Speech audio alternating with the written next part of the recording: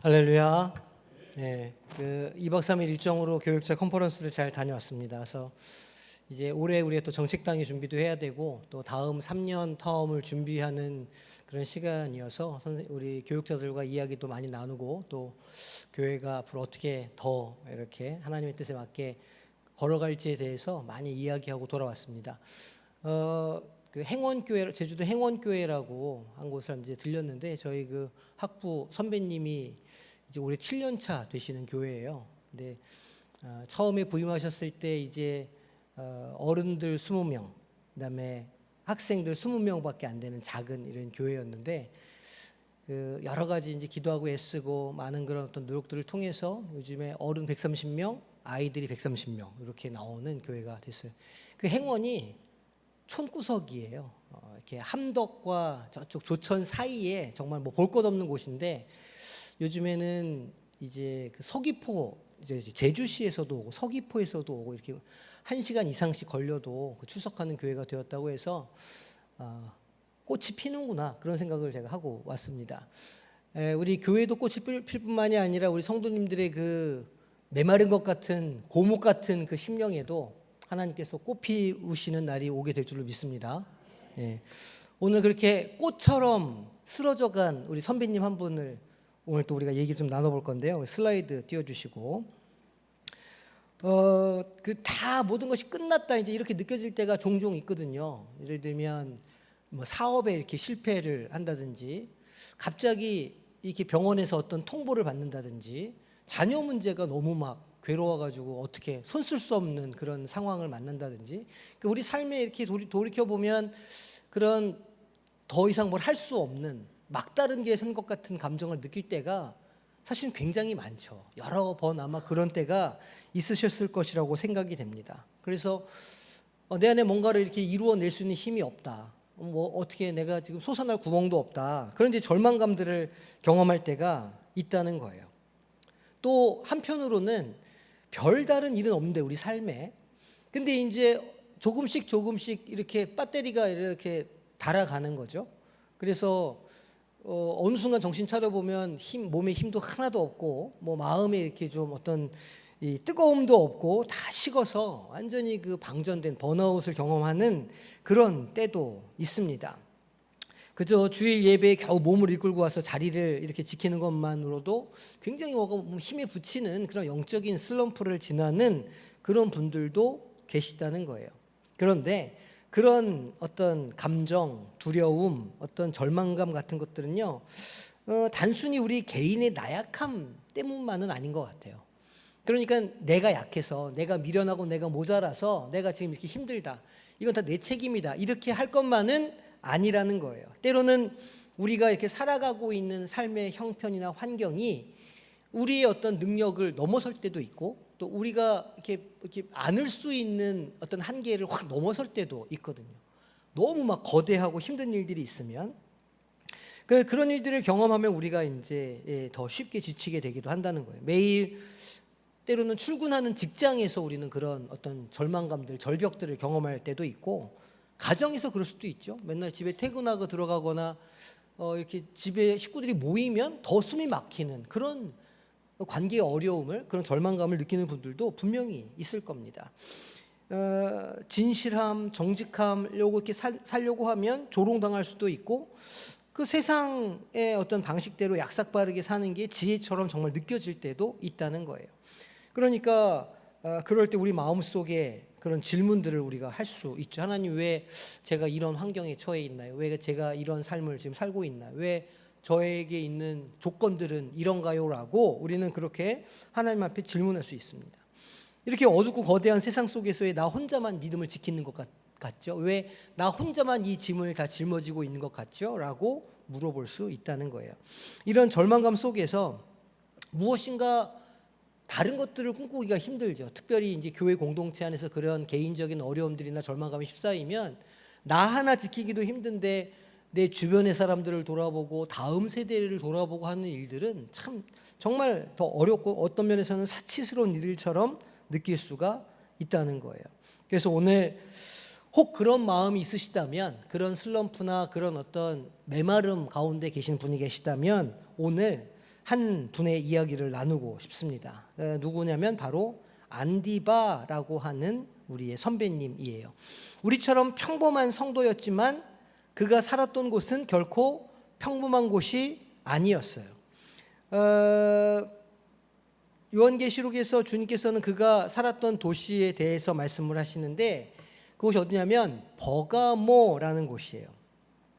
이 버가모를 예수님께서 뭐라고 부르시냐면 주님께서 뭐라고 부르시냐면 사탄의 권자가 있는 곳, 그러니까 사탄의 보좌가 있는 곳이라 이렇게 이제 칭하시는 곳이죠. 이 로마 제국의 아시아 속주 수도입니다. 지금의 이제 터키에 있는 곳인데 여기에 이제 뭐가 있냐면 제우스 신전, 거대한 신전이 있어요. 거대한 제단이 산 위에 지금은 이제 그 기둥 몇 개만 남고 없지만 그 이렇게 아크로폴리스, 그러니까 도시, 이 산 위에 도시를 지었기 때문에 과거에는 그 신전은 이 밑에서 보면 너무나 눈에 잘 보이는 위치에 거대하게 지어져 있는 그런 신전이 있었습니다. 이 도시 곳곳에는 로마 황제를 신으로 숭배하는 신전들도 가득했고요. 특히 이 뱀을 상징으로 하는 에스클리피오스라고 하는 신전이 있었는데 여기는 병이 낫는 신전이에요. 그러니까 그 신전의 그 뱀 기둥에 이렇게 손을 갖다 대면 뭐 병이 낫는다. 거기 사제들에게 뭐 이렇게 제물을 바치면 병이 낫는다. 이런 이제 그 신화가 있었기 때문에 온 세계 사람들이 다 모여드는 정말 우상 숭배의 중심지 중에 중심지가 버가모였다는 거예요. 그야말로 버가모는 도시 전체가 굉장히 거대한 우상이라고 할 수 있었고요. 정말 사탄이 여기가 바로 내 나라야라고 말하는 것처럼 보여지는 그런 어둠의 심장부와 같은 곳이었다는 거예요. 그런 곳에서 그리스도인으로 살아가는 게 얼마나 힘들고 고통스러운 일이었겠어요? 매일매일 숨막히는 영적 전쟁을 치러야 하는 곳이었다는 말입니다. 눈을 뜨면 거대한 신전들이 보이고 뒤돌아보면 그 신전들을 향해 달려가는 사람들이 보이고 이쪽으로 보면 그 신전에 예배하고 제물을 바치는 사람들이 가득했던 그런 도시였다는 거예요. 시장에 가서 물건을 하나 사려고 해도 우상에게 바쳐졌던 고기인가 아닌가 이거를 판단을 해야 했고 이웃과의 어떤 교제들이나 만남 속에서도 늘 신앙을 이렇게 좀 버리라고 하는 그런 유혹과 타협 이런 것에 시달리는 곳이었다는 겁니다. 그런 곳에서 믿음을 지키는 일은 마치 거대한 폭풍우가 몰아치는 망망대해 위에서 작은 조각배 하나를 침몰시키지 않고 이렇게 떠 있는 것과 같은 그런 환경이었다는 거예요. 그런데 오늘 말씀을 보니까 이 숨막히는 도시에 이 도시의 심장부에서 죽임을 당한 한 사람의 이름을 기록하고 있어요. 그의 이름이 뭐냐면 바로 안디바예요. 그리고 주님께서는 뭐라고 안디바를 칭하시냐면 내 충성된 증인이라 이렇게 이름을 붙이십니다. 이게 이제 요한계시록 말씀이잖아요. 그러니까 이미 이 시절에 이 사도 요한이 말씀을 받는 바로 이때에는요 이미 안디바가 순교하고 난 뒤에요. 그러니까 안디바는 이미 많은 그리스도인들에게 아이고 버가모에 있던 안디바가 이렇게 순교했대라고 하는 이야기가 널리 퍼져 있을 때예요. 그 이야기를 그의 죽음을 예수님도 사도 요한에게 말씀을 주시던 예수님도 알고 있었죠. 내 충성된 증인이라고 이름을 붙여준 그 사건을 이제 우리가 좀 살펴보려고 합니다. 성경에 단 한 줄 기록되어 있어요. 이 안디바라는 이름이 성경 어디에 다시 등장하지도 않고 역사 속에 어디에도 등장하지 않는 그런 이름이에요. 그는 아마도 우리처럼 너무너무 보통의 삶을 살고 있는 사람이었을 거라는 생각이 들고 그리고 그 신앙을 지키기 위해서 매일매일 기도의 자리를 지키고 그런 어떤 사단의 권자가 있는 곳에서 아마 자기의 믿음을 지키기 위해서 매일매일 투쟁과 같은 삶을 살아간 사람이었을 것이라 생각이 됩니다. 하지만 그는 결국 사탄의 권자 앞에서 모든 것을 불태우고 그야말로 한 줌의 재가 된 사람이에요. 여기에서 우리는 설교의 가장 중요한 질문을 우리가 던지게 됩니다. 모든 것이 다 타버리고 재가 되어버린 것 같은 그런 절망 속에서 과연 다른 꿈을 꾼다는 것이 특별히 우리의 믿음을 계속해서 누군가에게 전해주는 우리 이웃에게 우리 다음 세대에게 믿음을 전해주는 그런 꿈을 꾼다는 게 가능한 일인가? 오늘 내 삶에 남은 게 없고 내 삶이 다 타버렸고 내가 다 번아웃 되어 버렸는데 내가 다른 어떤 믿음의 스텝들을 밟는 게 가능한가? 하나님은 왜 나한테 이런 걸 요구하시는가? 이런 질문을 우리가 해볼 수 있다는 거예요.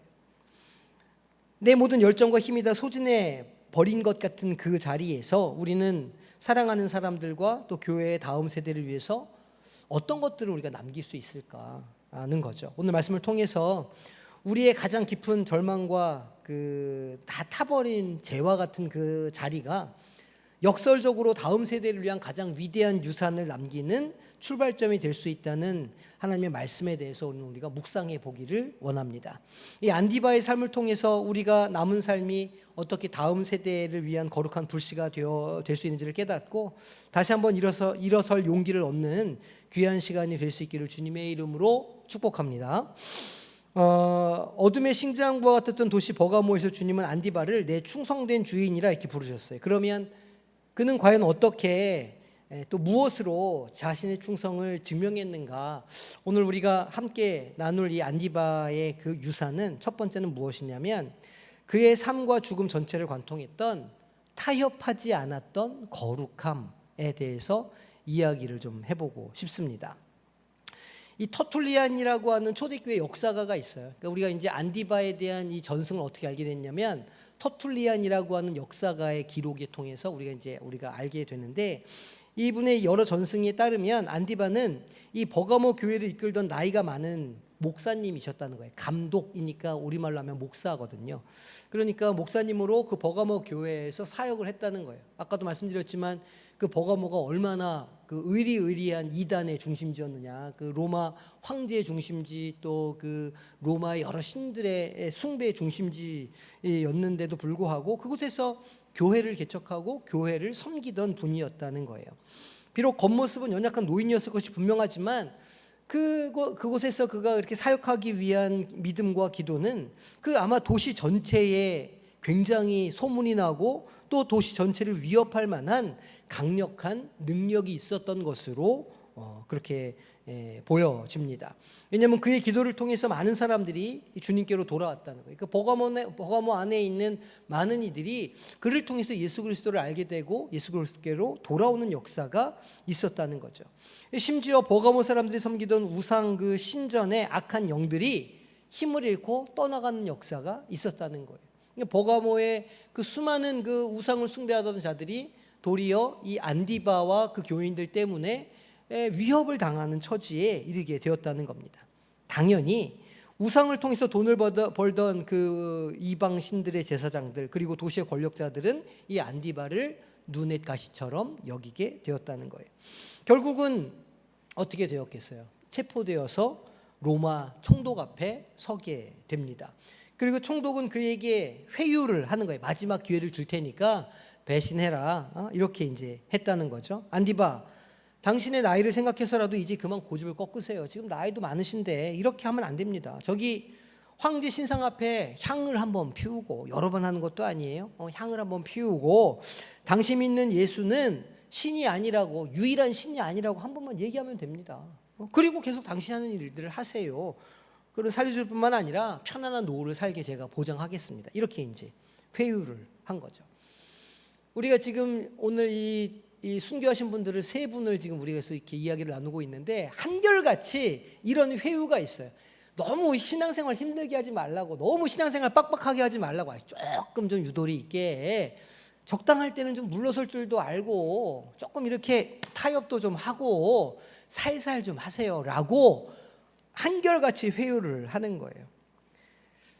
그 안디바 앞에는 두 개의 길이 놓여 있는 거예요. 한 길은 좀 쉽고 편한 길이죠. 그래, 그럼 신앙생활 내가 뭐 하루 이틀 할 것도 아니고 내가 평생 할 건데 지금 이거 한번 내가 그냥 이렇게 살살 이렇게 하면 남아있는 교인들도 내가 더 챙겨야 되고 하나님께서 맡겨주신 사명도 있으니까 내가 할 수 있지 라고 하는 유혹이 그에게 없었을까요? 그런 길이 있었다는 거예요.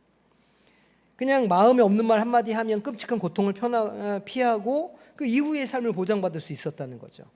그런데 다른 한 길이 그 길이 아닌 걸어가야 될 다른 한 길이 너무 잔혹하고 끔찍한 고난의 길인 거예요. 아마도 안디바뿐만이 아니라 그 이전에도 많은 사람들이 비슷한 방식의 처형을 당했던 것 같아요. 그러니까 앞에 극심한 공포를 앞에 두고 있는 상황이었죠. 어떤 건지는 말씀을 드릴게요. 그런데 안디바는 조금도 망설이지 않고 그 고난의 길을 선택했다는 거 아닙니까? 총독을 향해서 이렇게 말했다고 그래요. 나는 당신들이 섬기는 거짓 신들을 숭배할 수 없습니다. 나의 주님은, 나의 주인은 오직 예수 그리스도 한 분뿐이십니다. 나는 결코 다른 주인이 내게 없으므로 다른 주인에게 절을 하거나 그를 믿는다고 말할 수가 없습니다. 이렇게 얘기를 한 겁니다. 이 총독은 아마 좀 다른 걸 기대했던 것 같아요. 내가 이렇게 얘기하면 내 말을 들으려니 이렇게 생각했던 것 같습니다. 그런데 안디바의 반응이 자기의 생각과 너무 다르니까 너무너무 끔찍한 형벌을 내리게 되는 거예요. 어떤 것이었냐면 노쇠로 만든 거대한 황소의 모양이 있는데, 그러니까 황소의 우상이 있는 거죠. 황소 모양의 노쇠로 만든 이 우상이 있는데 그 황소 우상을 만들 때 속을 다 채우는 게 아니잖아요. 그러니까 이제 때려가지고 이렇게 철판을 붙여서 이렇게 속이 비어 있는 황소의 형상을 이렇게 만들었을 것 아닙니까? 그런데 그 황소 안에 안디바를 집어 넣은 거예요. 그 황소 안에. 그리고 밑에서 불을 뗀 거예요. 그러니까 그 안에서 어떻게 되겠어요, 안디바가? 그리고 그 황소의 틀이 이 콧구멍이랄지 이런 데 구멍이 뚫려 있기 때문에 그 안에서 지르는 비명이 그 뚫려 있는 구멍들을 통해서 온 사방으로 다 이렇게 나간다는 거예요. 지옥의 소리가 들린다. 이렇게 이제 기록을 해놨는데 안디바가 그렇게 해서 그곳에서 이제 한 줌의 재가 되어서 그렇게 순교를 했다는 거죠. 이 안디바가 남긴 첫 번째 유산이 오늘 우리에게 무엇을 얘기해 줄까요? 너무너무 고통스러운 고난의 길이 앞에 있고 한편으로는 조금만 양보하면 쉽게 보장받은 어떤 삶이 있을 수도 있는데 그걸 그렇게 지키는 그의 모습이 우리에게 무엇을 말해주냐는 거예요.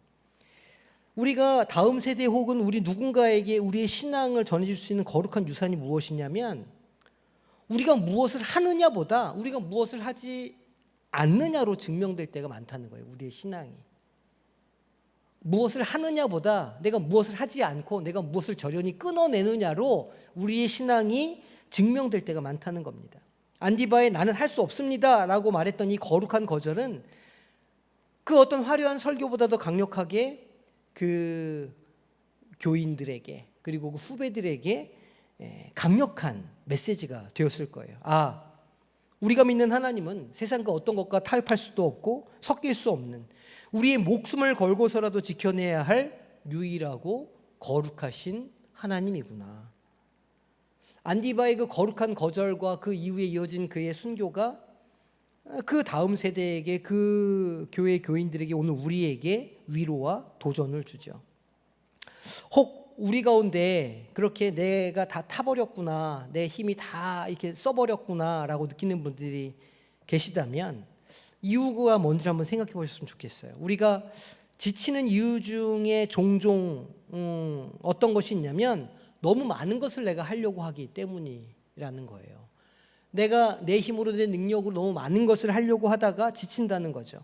세상에 있는 어떤 가치들도 놓치고 싶지 않고, 그러니까 세상에 있는 재미있고 신나는 것들, 세상에 있는 어떤 유익함들도 내가 놓치지 않고 싶고, 또 하나님께 복도 받고 싶고, 이것도 하고 저것도 하고 싶고 막 발버둥을 치는 거예요.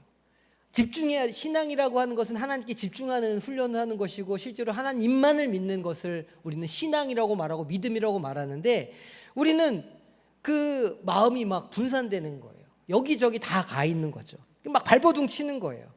그러다가 우리가 조금 영혼이 집중하지 못하고 배터리가 다 방전되는 것은 아닌가? 생각해 볼 수 있죠. 안디바의 삶은요, 우리에게 진정한 영적 쉼이 무엇인지를 가르쳐 줍니다. 거룩한 거절에서 온다는 거예요. 우리의 영적인 능력과 힘은 거룩한 거절에서 온다는 거예요. 우리의 영혼을 갉아먹는 세상의 가치관과 부당한 요구에 대해서 안 해요. 아닙니다. 안 가겠습니다. 못합니다. 안 합니다라고 말할 수 있는 용기가 있을 때 우리는 비로소 세상이 줄 수 없는 주님의 평안과 안식을 누릴 수 있다는 거예요. 주님도 말씀하셨지만 이것도 저것도 다 할 수 없는 때가 많다는 거죠. 세상도 좋고 예수님도 좋아요. 이렇게 우리는 보통 편안하게 쉽게 살아가려고 하지만 때로는 우리 삶의 둘 중에 한 가지를 선택해야 할 때도 있다는 거예요. 단호하게 세상의 어떤 것을 아닙니다라고 거절할 거룩한 거절을 할 때가 분명히 있어야 한다는 거예요. 혹시 편안함의 안주에서 신앙의 긴장감을 잃어버려서 그렇게 번아웃이 된 것은 아닌가 돌아보아야 하는 거죠. 오늘 우리한테 누군가가 이단을 향해서 향을 피워라 말하는 사람은 없을 거예요. 오늘 우리에게 이 황제 이 우상에게 절하라고 직접적으로 말하는 그런 총독은 우리에게 존재하지 않죠. 하지만 전혀 다른 형태의 총독이 우리에게 있을 겁니다. 돈의 유혹, 음란한 문화, 또 성공, 이런 이름에 보이지 않는 우상들이 끊임없이 우리를 타협하라고 말하죠. 아유, 한 번만 눈 감아봐. 남들도 다 그렇게 하는데 뭘 혼자 특별하다고 그렇게 그걸 지키고 그걸 안 하겠다고 그렇게 하고 있어. 이런 마음의 속삭임이 있을 거 아니에요? 그런 속삭임 앞에서 우리가 얼마나 단호하게 아닙니다 라고 거절할 수 있는가. 세상과 적당히 타협하면서 살아가는 모습을 우리가 보인다면 내 옆에 있는 신앙의 동지는, 혹은 내 자녀들은, 혹은 다음 세대는 과연 무엇을 배우게 될까 한번 돌아보아야 하는 거죠. 우리가 안디바처럼 타협하지 않는 거룩함을 삶으로 보여줄 때 비로소 우리 주변에 있는 사람들도 그것의 가치를 인정하게 되고, 그것의 위엄을 알게 되고, 그것의 거룩함을 깨닫게 되고, 그 삶을 따라서 배울 수 있게 되지 않을까 하는 거예요. 안디바는 비록 죄가 되었지만 그의 그 거룩함을 선택한, 그 세상을 거절한 그 거룩한 용기는 오늘 우리에게 분명히 교훈을 주고 용기를 줄 수 있다는 거죠. 이게 바로 우리가 남길 수 있는 첫 번째 유산이라는 거예요. 타협하지 않는 거룩함. 이 타협하지 않는 거룩함을 지켜서 신앙의 자존심과 신앙의 이 위엄을 지키시는 성도님들이 되시기를 주님의 이름으로 축복합니다. 자, 그러면 두 번째 유산도 있을 수 있겠죠. 그게 무엇이냐면 오늘 주님 말씀대로 충성된 증인이라고 하는 이름이에요. 우리가 방금 전 안디바가 그의 모든 것을 불태우며 사람들에게 남긴 첫 번째 유산에 대해서 나누었는데, 안디바는 세상의 어떤 유혹과 협박 앞에서도 아니요 라고 말할 수 있는 용기를 통해서 그 순결한 믿음이 무엇인지를 우리에게 이야기해 주었어요. 그런데 그게 전부가 아니죠. 그의 두 번째 유산은 무엇이냐면 정말 우리에게 큰 위로와 소망을 주는 메시지가 될 것인데, 그 충성이 잊혀지지 않는다는 거예요. 잊혀지지 않는 충성이 두 번째 유산입니다. 성경 전체를 통틀어서 이 안디바라고 하는 이름은 요한계시록 2장 13절 오늘 본문에 딱 한 번 등장해요. 그는 뭐 성경책을 쓴 사람도 아니고 뭐 그 수천 명을 회심시키는 위대한 역사를 일으키는 사람도 아니에요. 그냥 그 세상적인 관점에서 보면 그의 인생은 실패한 인생 아니야? 이렇게 볼 수도 있는 그런 인생이죠. 그는 그저 그 어둡고 거대한 도시 사탄의 권자 아래에서 조용히 죽어간 이름 없는 순교자 중에 한 명이기 때문입니다. 그의 이름이 세상 역사책 어디에도 기록되어 있지 않죠. 그런데 정말 놀라운 사실은 세상은 그의 이름을 몰라도 하나님은 그의 이름을 정확하게 기억하셨다는 거예요. 하나님은 그의 이름을 기억하시고 그의 이름 앞에 놀라운 호칭을 붙여주셨다는 거예요. 그의 이름 앞에 최고의 칭찬과 영광스러운 칭호를 붙여주셨죠. 내 충성된 증인, 나의 충성스러운 증인, 나를 위하여 목숨을 바친, 나의 이름을 위하여 영광을 위하여 살아간 사람이라는 칭호가 그의 이름에 붙어 있다는 거예요. 놀라운 건 주님께서 그의 화려한 어떤 업적에 대해서 칭찬하지 않으신다는 거죠. 그가 무슨 많은 재물을 얻었다라는 것에 칭찬하지 않으셨다는 거예요. 그가 무슨 뭐 교회를 많이 부흥시켜서 칭찬하지 않으셨다는 거예요.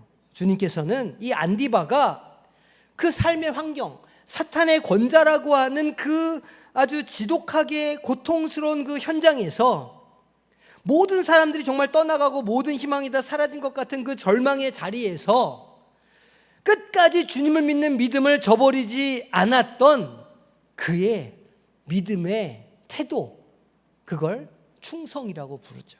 그 태도를 주님께서는 기억하시고 칭찬하셨다는 거예요. 주님이 무엇을 기억하시느냐? 주님이 무엇을 우리에게, 우리의 어떤 것을 보시고 우리가 참 잘했다, 정말 여기 천국에 잘 왔다, 이제 쉬어, 너무너무 나에게 충성을 다했어라고 말할 때 무엇을 칭찬해 주시겠느냐는 거예요. 우리가 전도를 많이 해서? 아니에요. 우리가 무슨 이 세상에 살면서 막 헌금을 많이 해서? 아니죠. 우리가 막 방언으로 기도하고 사람들 병을 고치는 은사로 많은 사람들의 병을 고쳐줘서? 아니에요. 바로 그 절망과 좌절의 자리에서도 믿음을 잃지 않고 끝까지 주님만을 바라보는 믿음의 태도가 그에게 있었다는 거예요. 주님은 그걸 보시고 내 충성된 증인이라고 이름을 붙여주시는 거죠.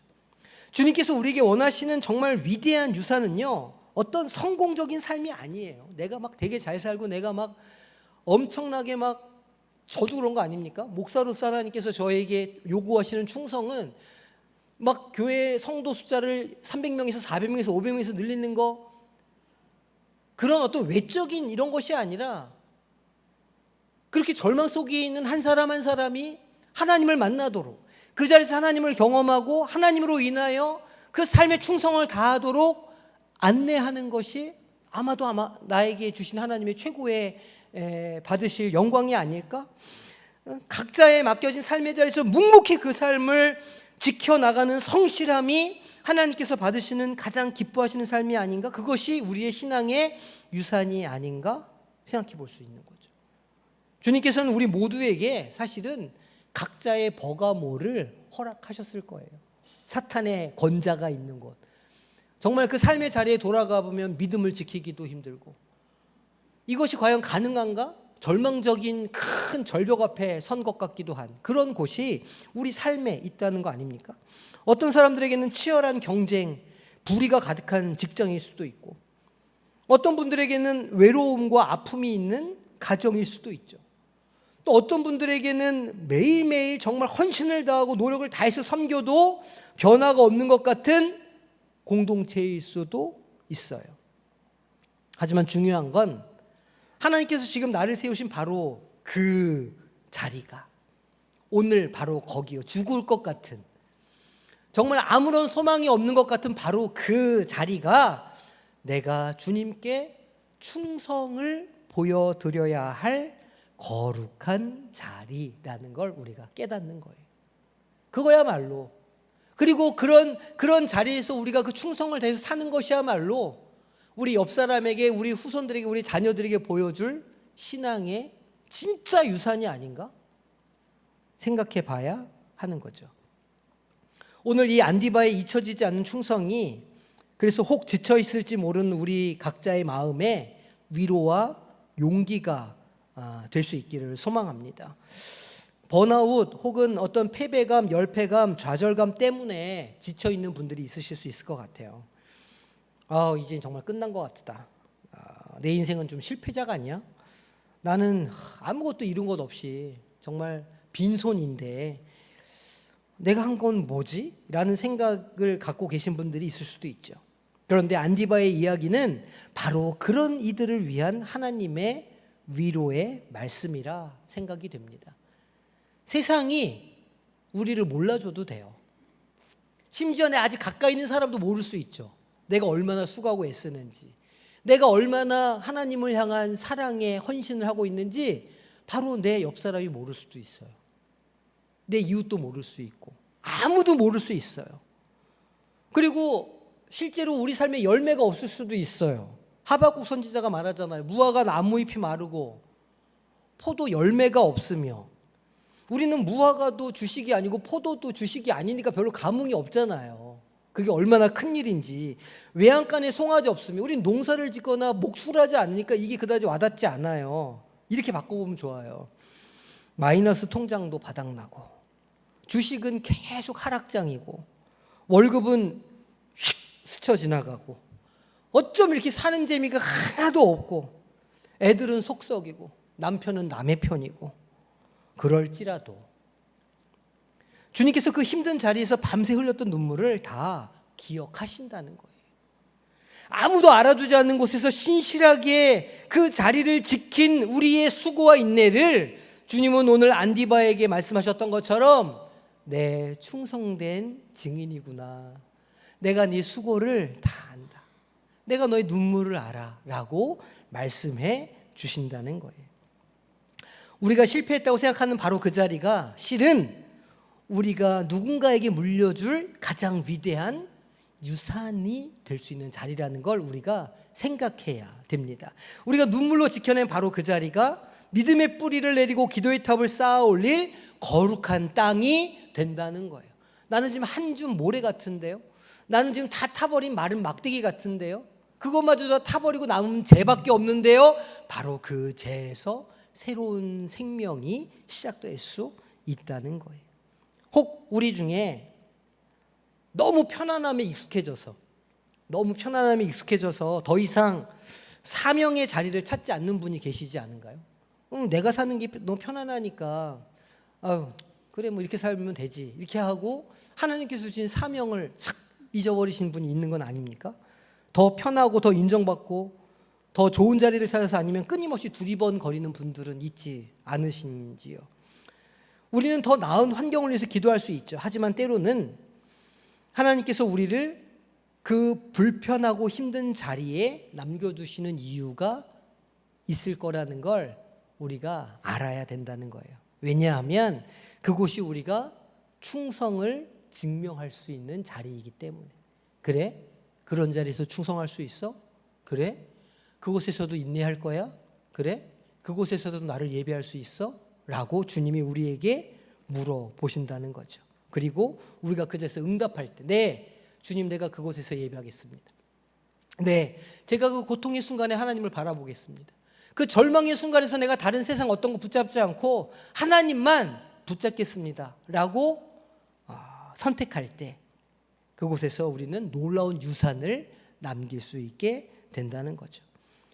우리 아빠가, 우리 엄마가, 우리 교회 집사님이, 권사님이 그런 절망적인 상황에서도 믿음을 잃지 않으셨대. 우리 할아버지 얘기 들어보니까 그렇게 힘든 삶 속에서도 믿음을 지키시고 교회를 위해서 헌신하셨대. 그게 자녀들에게, 후손들에게 믿음의 유산으로 남고 나도 그렇게 살아야지 라고 하는 결단으로 이어질 수 있다는 거예요. 인생의 어려움에서 너무 쉽게 도망치거나 포기하지 않는 믿음의 사람으로 우리의 자녀들도 자랄 수 있게 된다는 거죠. 언제요? 우리가 그 재 속에서도 우리의 충성을 계속해서 지켜나갈 때. 자, 사랑하는 성도 여러분, 오늘 우리는 어둠의 그 심장부 사탄의 권자가 있던 버가모에서 자기의 모든 것을 불태워서 한 줌의 재가 되었던 안디바의 삶을 함께 우리가 좀 이렇게 살펴봤습니다. 자신의 모든 것이 불타 사라져버리는 것 같은 절망적인 곳에서도 교인들을 위하여, 성도들을 위하여, 다음 세대를 위하여 두 가지 위대한 유산을 남겼어요. 첫 번째는 세상의 그 어떤 달콤한 유혹과 협박 앞에서도 타협하지 않았던 거룩함의 유산이죠. 두 번째는 세상은 기억하지 못할지라도 우리 주님께서 영원히 나를 기억하실 것이라고 하는 충성의 유산입니다. 화려한 성공이 아니고 이름도 없이 빛도 없이 자신의 자리를 묵묵히 지켜내는 충성을 통해서 자신의 믿음을 증명한 이가 우리 선배 안디바였습니다. 이제 설교를 마무리하면 지친 마음으로 앉아 계신 분들에게 특별히 이제 난 정말 지쳐서 못하겠다라고 생각하는 그런 분들에게 주님께서 주시는 위로와 도전의 말씀을 좀 나누고 싶습니다. 이런 질문을 하실 수도 있어요. 제 이야기를 듣고 아니 안디바의 삶은 위대해 보이는데 저는 그래도 못할 것 같아요. 저는 더 이상 태울 수 있는 것도 없고 이제는 포기하고 싶습니다. 아무것도 없습니다. 열정도 없고 힘도 없고 꿈도 사라지고 그냥 차가운 재밖에 안 남아 있어요. 제가 뭘 할 수 있겠습니까? 이렇게 물어보실 수 있죠. 그러면 오늘 이 말씀이 그런 나를 위한 하나님의 음성으로 들리는 역사가 있기를 소망합니다. 우리의 삶은요 그냥 재로 끝나지 않아요. 내 삶은 그렇게 끝날 수도 있죠. 내 삶은 그냥 재로 끝날 수도 있어요. 내 삶은 그냥 영락공원에 거기에 그렇게 요만한 한 평도 안 되는 정말 그 조그만 30cm, 30cm 공간에 항아리 안에 들어가는 것으로 끝날 수도 있죠. 제 삶은. 하지만 우리의 이야기는 그것만으로 끝나는 게 아니에요. 내 옆에 있는 사랑하는 남편이, 사랑하는 아내가, 내 사랑하는 아들과 딸이, 내 사랑하는 손자, 손녀들이 내 삶을 통해서 어떤 다른 가능성을 보고 다른 소망을 얻고 다른 삶의 하나님의 뜻을 발견할 수도 있거든요. 우리는 그저 죄로 사라지지 않아요. 우리의 신앙은 계속해서 살아남아 있고 우리의 믿음도 계속해서 전해져 내려갈 거예요. 그래서 오늘은 그것이 비록 우리가 죄로 끝날지라도 결코 우리의 신앙의 경주를 멈추어서는 안 되는 거죠. 우리는 가끔씩 다음 세대의 유산이라고 하면 되게 거창하고 화려한 걸 생각하잖아요. 막 부흥한 교회, 좋은 시설, 막 자랑할 만한 어떤 그런 업적들, 이런 거 생각하기 쉽지만 하나님이 정말 원하시는 유산은 그런 게 아니라는 거예요. 정말 우리 자녀들에게, 다음 세대에게 남겨줄 수 있는 가장 위대한 유산은 거룩한 불씨인 거예요. 꺼뜨리지 않는 그 거룩함, 포기하지 않는 그 거룩함을 우리는 남겨줄 수 있는 거예요. 아무리 큰 장작더미가 쌓여 있어도요, 그거를 태우는 작은 불씨 하나가 없으면 그거 아무런 소용없는 것 아닙니까? 다음 세대가 아무리 좋은 환경과 재능을 가지고 있다고 해도 그들의 마음에, 심장에 믿음의 불을 붙여줄 거룩한 불씨가 없으면 아무것도 아닌 거예요. 그 거룩한 불씨가 뭡니까? 그거 우리들의 믿음 아닙니까? 우리들의 오늘의 믿음을 향한 걸음이고 끝까지 포기하지 않는 믿음의 경주 아니에요? 우리가 그걸 끝까지 감당할 때 다음 세대의 심장에 불씨가 붙는 거 아니겠어요? 사탄의 권자와 같은 직장에서 세상과 타협하지 않기 위해서 홀로 외롭게 버텨냈던 그 거룩함의 죄가 우리 자녀들의 마음에 정직함과 진실함의 불씨가 될 수 있다는 거예요. 아무도 알아주지 않는 가정과 교회에서 이름도 없이 빛도 없이 눈물로 섬겼던 그 충성의 죄가 다음 세대의 가슴에 성실과 헌신의 불씨가 될 수 있다는 거예요. 우리가 다 지쳐서 다 포기하고 싶은 그런 때에도 끝까지 주님의 손을 놓지 않는 그 인내와 충성의 죄가 시련을 만나는 다음 세대가 다시 일어설 수 있는 용기의 불씨가 될 수 있다는 거죠. 그러니 우리는 다 타버리는 순간에도 끊임없이 꿈꾸고 소망해야 될 줄로 믿습니다. 우리가 남겨주는 건 실패의 흔적이 아니죠.